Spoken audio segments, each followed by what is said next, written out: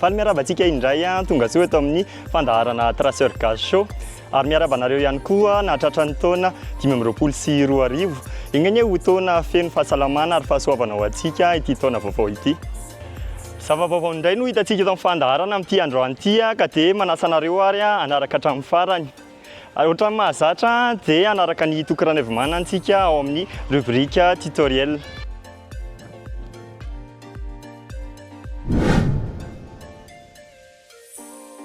Miaraba antsika rehetra, androany antsika dia hianatra mouvement vaovao indray Lazy Volt ny anarany.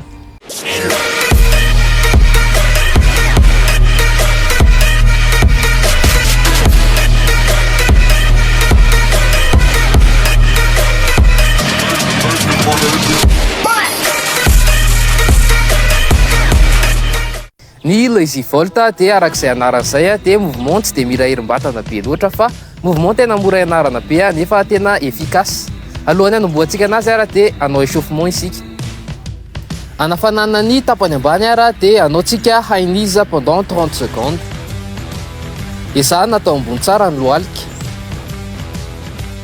Enchaînena amina pogo jump indray pendant 30 secondes ihany dia tsy voatery miakatra ambony be nareo fa manao saut matsinitsinika dia efa mety.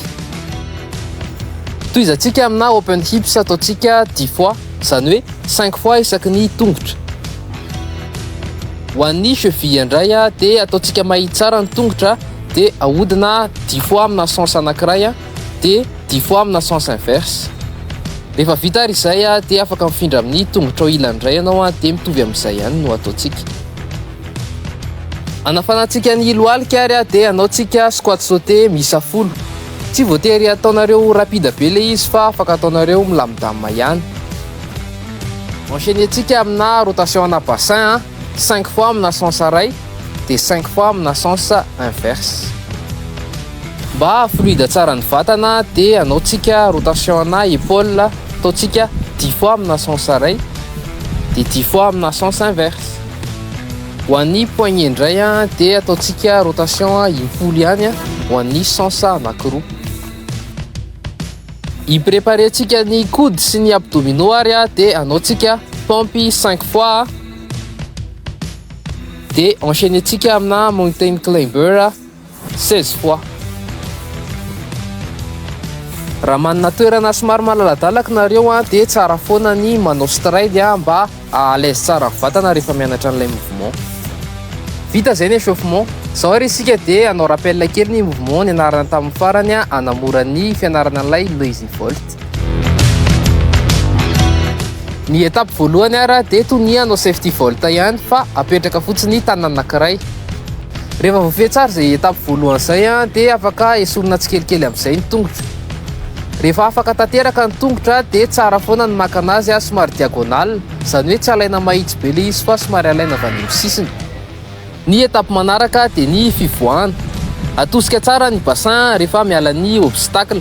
Ny fomba afaka ianarana izay fivoahana izay dia afaka mipetraka fotsiny dia mandaka ny tongotra anankiroa ary manosika mafy ny tanana.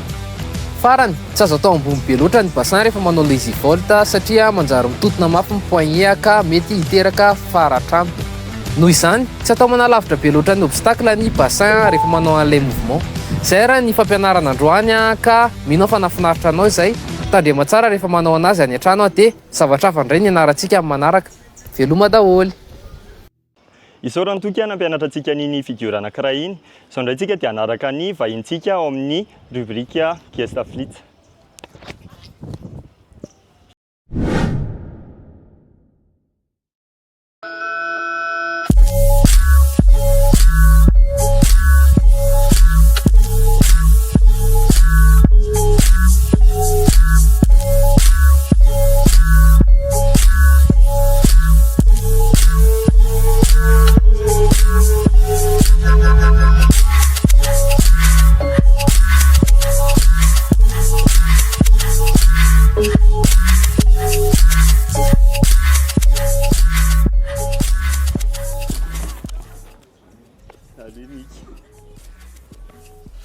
Mika na impure tsy mandresy miaraka amintsika zao atleta anisan'ny sangany eto Madagasikara efa anisan'ny zokiny ihany koa fa mbola hita ihany tonga soa mika eto amin'ny fandaharana Traceur Gaz Show. Satra anareo amin'ny fandraisana dia falmerava ny fijery rehetrarehetra. Voalohany indrindra aloha araka ny fanaonay mahazatra tsara foana asiana présentation. Ny anarako moa zany efa nytenen'ny faly teo a Mikael ny tena izy zay ny any anaty copie. Ny ahafantaran'ny maro anahy koa zany anarako any amin'ny Facebook le hoe MQ raha tsy mandresy. Traceur efa azoko atao hoe efa elaela ihany satria na zaza tsy mahatadidy siny hoe Robina nanomboka. Mika anisan'ny fitaratra foana teo amin'ny ty taranjy ty, nisan'ny idole angamba raha ohatrany hoe azoko lazaina satria mbola tena kely dia vao nahita Mika nanao zavatra tsy fahita masoko hatramin'izay. Inona ny tena source d'inspiration Mika dia inona no iza na inona zany no tena nahatonga tonga amin'izao. Raha resaka hoe source d'inspiration tonga dia olona ray angamba no singaniko manokana amin'izy rehetrarehetra Jackie Chan. Ok. Mazava ho azy izany tsy tia Jackie Chan hatramin'izay. Ny zavatra nampiavaka amin'ny Jackie Chan amin'ny mpanao film arts martiaux sy stuntman manokana zany a, dia le izy le somary ohatry miankianka zay izy le ohatry mampiasa zavatra ohatry tsy fahitanao, ohatry hoe misy dabapako zao raisiny eo dia ny anazy hafa mihitsy ny fomba fampiasany an'iny. Dia tamin'ny mbola kely tamin'ny mijery film any Jackie Chan dia ohatry mahita an'ilay film aloha, dia avy eo mahita an'ilay ohatry misy bêtisier kely iny foana amin'ny farany, dia avy eo amin'izay rehefa tapitra iny tonga dia any an-tokotany dia mamerina an'izay azo atao tamin'ilay zavatra nataony teo. Izay no netobohany. Izay no tena hoe azoko singanina manokana. Ny ankoatr'izay efa taty aoriana za efa nampatatra an'ilay hoe tena parcours amin'izay efa be dia be dia tsy dia misy hoe azoko singanina be loatra angambany. Ok, za anisan'ny tena mpijery film d'action dia Jackie Chan anisan'ny hoe tena nanamarika ihany koa anahy teo amin'ilay pratika satria alohan'ny nahafantarako parcours dia film foana aloha nijereko. Dia avy eo nahita Mika tamin'ny 2011-2012 mbola tsy nanao parcours akory raha tamin'izany. Dia tena ni-inspiré be. Mikael traceur anisan'ny hoe manana lazany mipetraka koa le anarany hoe MQ raha tsy mandresy na teto Madagasikara na teto Afrique en général. Hono inona ny tena nataony lahy nahatonga an'le anarana mipetraka sy nahatonga an'la hoe tena hoe niavaka zany teo amin'le pratika. Le izy aloha zany nitenenako anazy raha za tsy dia hiteny loatra hoe miavaka be nakaiza, fa ny azoko lazaina fotsiny ngambany eo ihany le hoe tamin'ny andronay mbola tsy tena betsaka le nanao an'ilay izy teto Madagasikara, mbola tsy betsaka ny olona hita hoe tena namiratra, fa tamin'izany zany natsapa hoe tena tia an'ilay zavatra dia nazoto kokoa nandeha nanao entraînement. Dia na tamin'ilay izy mbola tsy nisy teto ary mbola tsy fantatro hoe inona izany parcours zany tamin'izaho tany amin'ny lycée zao ohatra, dia tsy mbola nalala mihitsy hoe misy an'izany dia efa misy discipline ny ivelany any, fa tia nanao an'ilay izy nefany dia nieritreritra fotsiny tamin'izany hoe ity zavatra ity zao raha misy fifaninanana resaka course d'obstacle na ohatr'izany dia mety hamiratra ihany ngamba. Tsy nisy mihitsy moa ilay izy raha tsy efa ela be taty aoriana, fa izany hoe izay ngamba ny azoko lazaina. Ok, hono firy taona teo zay lahy no nanao parcours raha tadidiny lahy? Tsy afaka tena manome taona exacta loatra, fa nitadidiko fotsiny hoe za nanomboka nianatra ny tena hoe mouvement ana parcours voalohany azo lazaina hoe mouvement ana parcours ny anarako voalohany mety tamin'izaho 9 taona ngambany.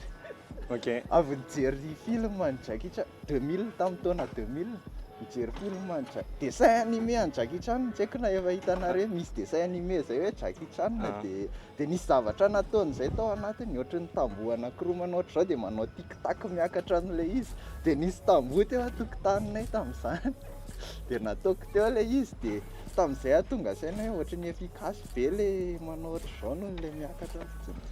Ok. Ny voalohany fa talohan'izay efa be dia be le mifaninana amin'ny ankizy misaotisaoty mandingana zavatra sy ny anona. Ok, tena efa ela be ilay izy satria tsy teneniko hoe firy taona Mika zao za mahafantatra.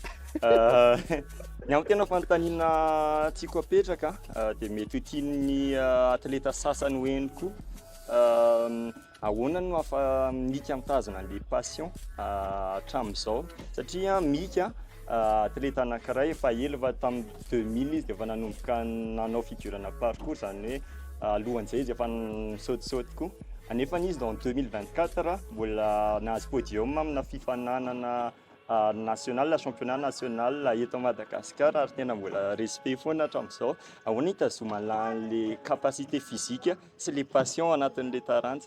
Le passion alohany raha ohatra le izy ka passion dia tsy mila tazomina mijanona foana angambany izay raha ohatra hoe misy zavatra tiana zany dia tsy tokony hoe mivadika tsy tiana ho azy eo tokony hoe tiana foana fa raha ny capacité physique indray tsy voatazona miezaka ihany mitazona an'ilay izy fa ny taona zany rehefa mitombo dia tsy maintsy mihena le performance fa raha fa tsara n'izy mijanona stable. Mankasitraka be dia be amin'ika ny vahiny teto amin'ny fandaharana dia mirary soan'lahy ho amin'izay rehetra atao. Misaotra betsaka ny traceur gasina indray dia amin'ny manaraka indray.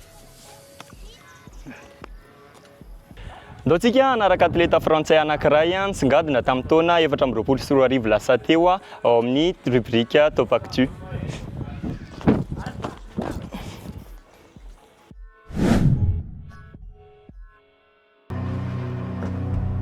Je m'appelle Emmanuel Nassan, j'ai 22 ans et je suis athlète de parcours professionnel. Emmanuel Nassan, antsoiny amin'ny anarana hoe Manu, atleta frantsay 22 taona ary fanta-daza maneran-tany amina karazana asa tena risqué.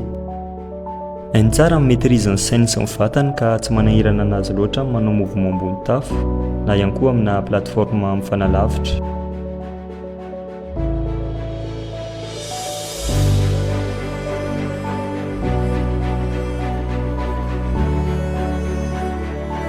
Rehefa avy nitety firenena maro izy dia nanana projet tamin'ny faran'ny taona lasa teo fa hanao mouvement iray eo ambonin'ny Tour Eiffel ao Paris.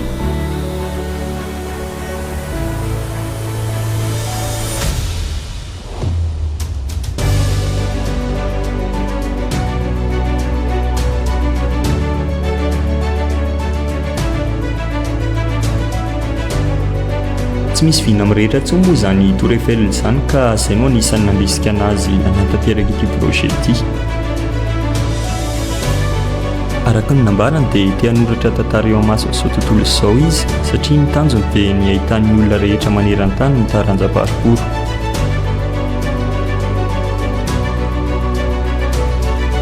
Side flip précision nataony, izany hoe salto mela amina toerana iray, makeny amina toerana iray. Eo amin'ny rihana faharoa no nanaovany an'izany ary 130 mètres mialany tany no nanaovany azy, izany hoe tsy mahazo mihetsika mihitsy rehefa mitotona raha tsy izany latsaka. Marina hoe efa professionnel Manu fa stressé ihany izy alohan'izany satria tena mila fifantohana be ilay zao anefa ny fotoana tsy ampy ary surtout tsy nahazoana lalana nanaovana azy teny, izany hoe tsy tokony hisy ahita izany.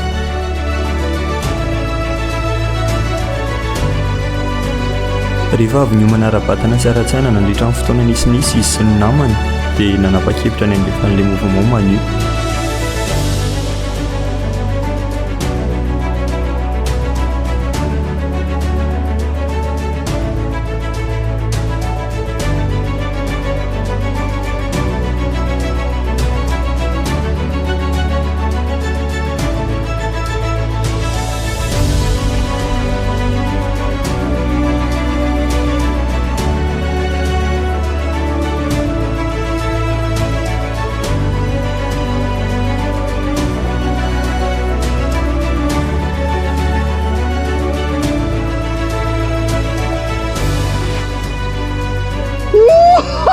Paly ary afa-po tanteraka zareo rehefa vita ilay izy ary mbola afaka namerina vandroany ary.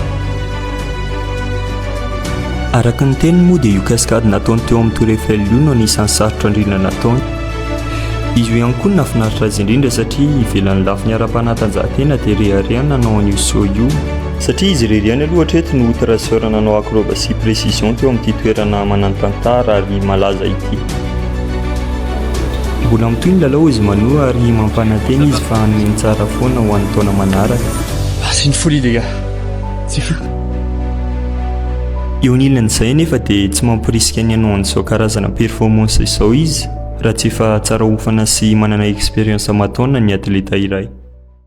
Zay momba ny Emmanuel Nasson, tsara manamarika anareo fa athlète professionnel izy iny ka dia manentana anareo tsy amerimberina ny zavatra hitanareo tanatin'ny vidéo. Fa kosa raha te hanatra parcours nareo dia aza misalasala manoratra anay ato amin'ny traceur gasy satria zay dia mampianatra ny olona rehetra izay liana amin'izany. Manome fotoana anareo ny tenako manaraka indray tao amin'ny fandaharana traceur gasy show makasitraka nanaraka hatramin'ny farany veloma daholo.